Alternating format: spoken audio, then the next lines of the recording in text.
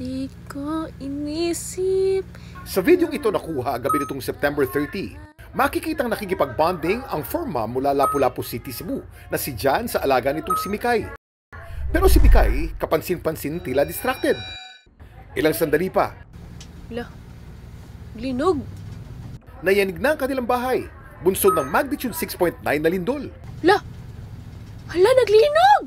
Hala, day! Day, naglinog, day! Nagpanik na ako. Lumabas lang po kami sa bahay. Fortunately, ligtas lang din po naman kami. Hindi ko na-realize na may nasensa pa talaga siya na may paparating na lindol.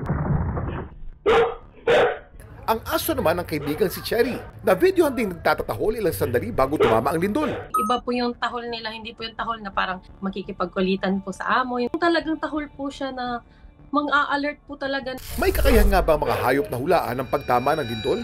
Kuya Kim! Ano na? Nung unang panahon pa lang, may mga ulat ng naitala na nag-iiba daw ang behavior ng mga hayop. Ilang araw bago tumama ang isang sakuna gaya ng lindol. Halimbawa, bago raw tumama ang magnitude 9.1 na lindol sa Japan noong 2011. May mga ulat na mga aso at pusa ay naging balisa, tumahol, o di kaya ay nagtago.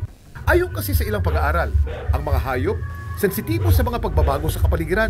Meron silang mga tinatawag nating mechanoreceptors. These are the receptors na nakaka-detect ng changes in their environment.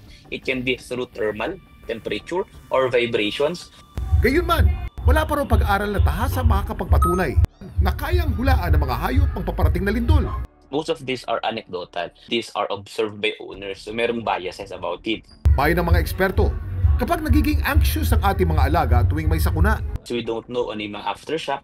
We don't know what could happen next after this. So include them on the preparation and planning.